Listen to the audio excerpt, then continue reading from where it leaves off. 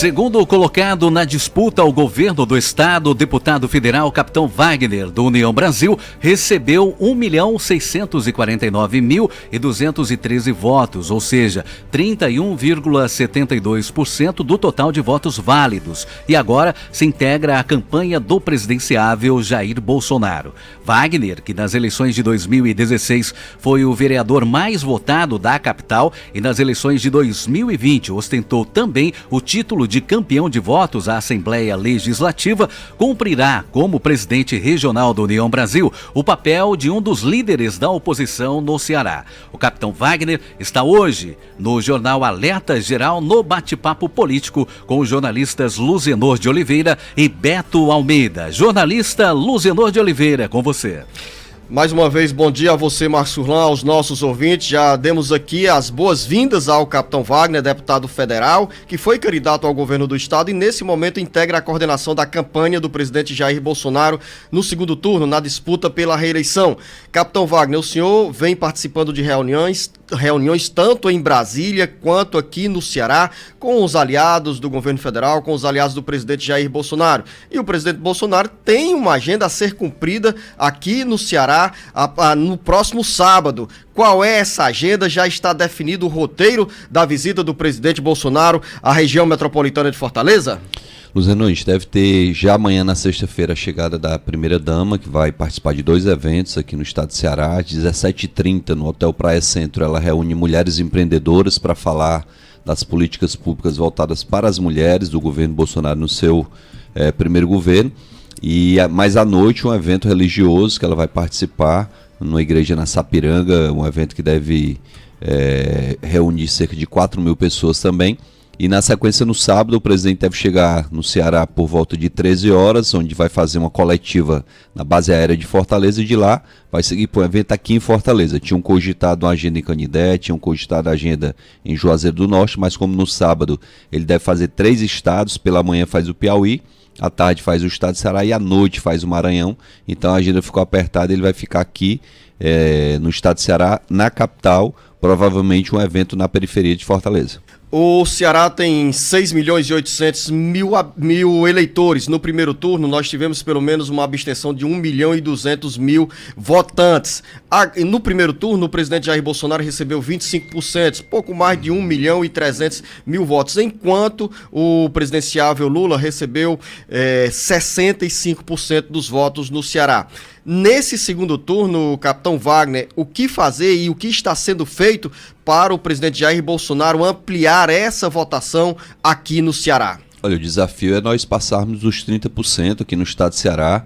A gente sabe que a gente teve 3 candidaturas praticamente foram votadas aqui no Ceará, a candidatura do Lula, do Bolsonaro e a do Ciro. O desafio é atrair o eleitor do Ciro para esse segundo turno. A gente sabe que o Ceará vai ter uma grande abstenção por não termos eleição de segundo turno para governador. Os estados que ainda têm eleição para governador, logicamente, vão ter uma mobilização muito maior de eleitores nesse segundo turno. Como a gente não tem eleição para deputado estadual, para deputado federal, para governador e senador nesse segundo turno, é apenas um voto, é natural que o interesse do eleitor seja menor, mas a gente vai trabalhar para que percentualmente a gente possa passar dos 30%, focando nas grandes cidades e nos grandes centros para que a gente possa ter esse resultado. Também conosco aqui, jornalista Beto Almeida, bom dia. Bom dia, Luziano, bom dia, o capitão Wagner. Capitão, eu queria só agora mudar um pouquinho o foco para a gente fazer um pouco a análise do resultado do primeiro turno da eleição, aliás, da eleição aqui no estadual, né?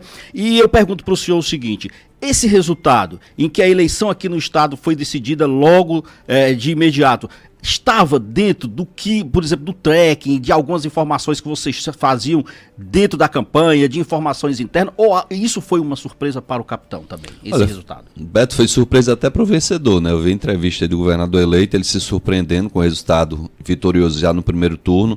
A gente viu uma onda vermelha tomar de conta do Nordeste, que levou a governadora do Rio Grande do Norte a ser reeleita no primeiro turno, que levou uma candidatura sólida do União Brasil a ficar em segundo lugar, que foi a do ACM lá na Bahia. O ACM tinha pesquisa e todo mundo viu com grandes chances de vencer a eleição no primeiro turno, e o adversário dele tirou 49,3% dos votos, quase vencendo no primeiro turno. E ele vai ter uma eleição muito difícil agora no segundo turno na Bahia. A gente está vendo que há uma grande mobilização ainda da campanha do ACM, mas realmente a onda vermelha tomou de conta da Bahia e de diversos outros estados. A gente encara isso com naturalidade, da mesma forma que o Centro-Oeste, o Sul e o Sudeste surpreendeu com a onda bolsonarista.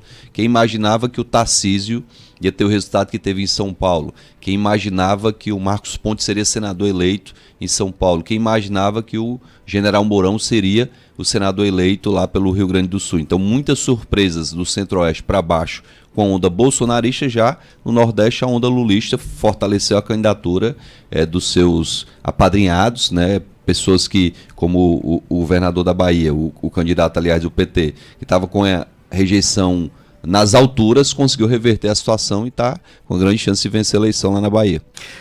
Capitão, me permita, Pois jornalista Beto Almeida, fazer um questionamento dentro dessa expressão onda vermelha, só que eu vou colocar outra onda, né? Nesse ritmo da pergunta do jornalista Beto Almeida.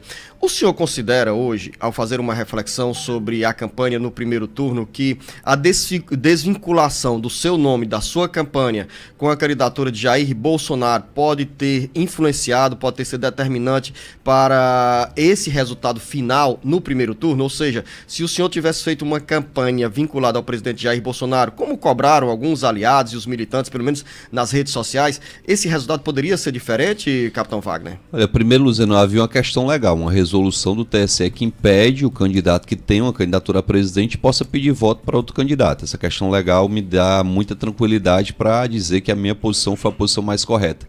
E outra coisa, aquele eleitor mais apaixonado pelo Bolsonaro quer comparar o Ceará com São Paulo, quer comparar o Ceará com o Paraná.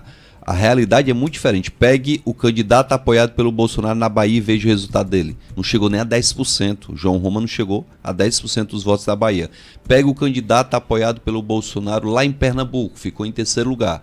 Pega o candidato apoiado pelo Bolsonaro na Paraíba, ficou em terceiro lugar.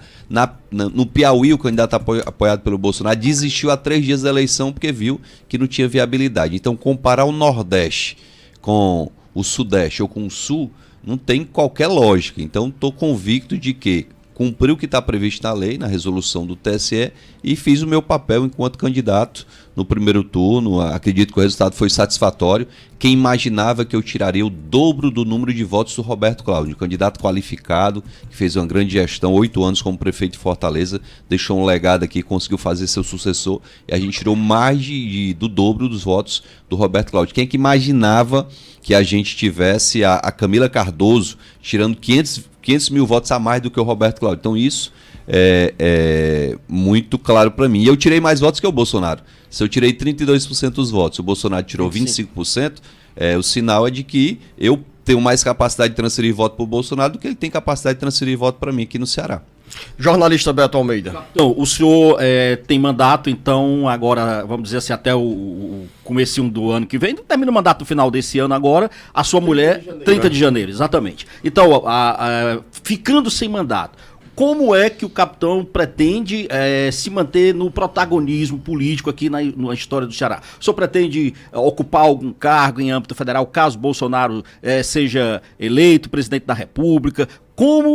Quais são os planos que o capitão tem para se manter ativo dentro desse cenário político, já naturalmente pensando para 2024? Registro do jornalista Beto Almeida que essa mesma pergunta com esse conteúdo é do Carlos Ibiapina, em Juazeiro do Norte. Capitão Wagner, o senhor vai ser candidato a prefeito de Fortaleza em 2024? Olha, tá muito cedo para falar de eleição de 2024. Vamos acabar uma para poder falar da outra. Começar da outra aí, né? Mas é fato que a gente ganhou a eleição aqui em Fortaleza. Eu tirei 41% dos votos. A primeira eleição que eu ganho em Fortaleza é essa. Das 3 eleições majoritárias que eu participei, 2 eu fiquei em segundo lugar e essa eu fiquei em primeiro. Isso realmente é um resultado muito satisfatório para os planos futuros. Mas, acima de tudo, Beto, eu sou presidente do partido que tem a 3ª maior bancada do país, União Brasil, partido sólido, conseguiu repetir seu número de deputados, enquanto partidos como o PSB, que tinha 32 deputados, passou para 14, o PSDB, que junto com Cidadania tinha 37, caiu para 18, nós mantivemos 59 deputados, é um número considerável, a 3ª maior bancada, tanto a nível de Brasil como a 3ª maior bancada a nível de Ceará. Nós tivemos o PL com 5 deputados federais, o PDT com 5 também, e o União Brasil ficou com 4 deputados federais e 4 deputados estaduais. Então, gente tem uma bancada considerável, que eu vou liderar aqui no estado de Ceará como presidente do partido, e logicamente que os planos futuros só vão ser destrinchados a partir do resultado da eleição. Se houver convite para ocupar qualquer espaço que me engrandeça, que permita ajudar o estado de Ceará, eu vou estar me disponibilizando. Se for algo só para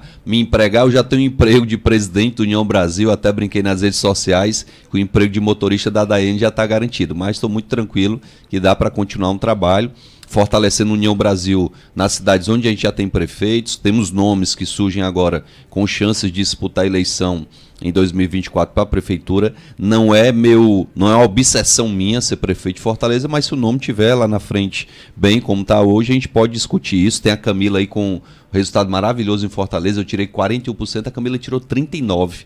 Foi quase uma votação casada a minha dela, então surge uma nova liderança para Fortaleza, Camila Cardoso. Tem o senador Eduardo Irão, que tem um nome também dentro do grupo que é respeitado e pode disputar a eleição. Tem o Carlos Matos, que é do nosso partido, que pleiteou lá atrás uma disputa à Prefeitura de Fortaleza pelo PSDB e não conseguiu. É um quadro extremamente qualificado, então hoje a gente tem nomes dentro do nosso grupo que podem disputar essa eleição em 2024, mas antes de qualquer coisa, temos que concluir o processo eleitoral de 2022 e ver como é que o ano de 2023 vai se iniciar.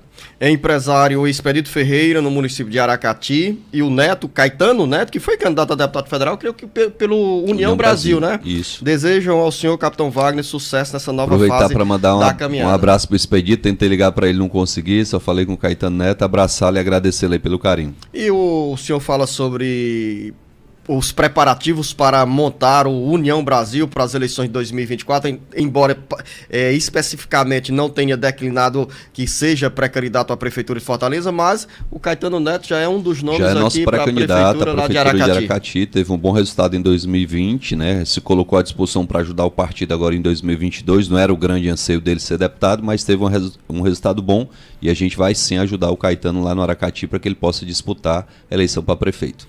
E aí você, capitão Wagner, em outros municípios do Ceará, qual é a agenda? A gente está falando sobre a eleição de 2024, afinal temos o segundo turno aqui para a presidência da República, mas os preparativos já começam de olho em 2024. Quando o senhor fala que nesse momento não é pré-candidato à Prefeitura de Fortaleza, mas já tem uma certeza, vai liderar a oposição ao governo do estado, que já tem um quadro político definido. Tivemos a eleição finalizada no primeiro turno com a eleição do governador Elmano de Freitas. Nesse caso, capitão Wagner vai liderar a oposição. A gente vai continuar fazendo o trabalho que eu fiz durante esses 12 anos de estar na oposição. Eu disse, inclusive, na campanha, que a única candidatura que representava de fato a mudança era a nossa, né? Os outros dois candidatos eram candidatos de um grupo governista que estava unido até julho, mais ou menos, e houve um rompimento do PDT com o PT. Eu não sei qual vai ser a postura do PDT a partir de então. Já vejo alguns membros do PDT muito próximos do governador eleito e vejo outros que não declararam ainda essa proximidade. Então a gente imagina que pelo menos no início agora dos trabalhos de 2023, parte desse grupo do PDT vai estar na oposição, uma oposição diferente da nossa, e a gente vai estar sim fazendo a oposição responsável, ajudando o Estado no que tiver ao nosso alcance. Eu lamentei muito essa semana uma entrevista do ex-governador, mentindo, caluniando o nosso trabalho.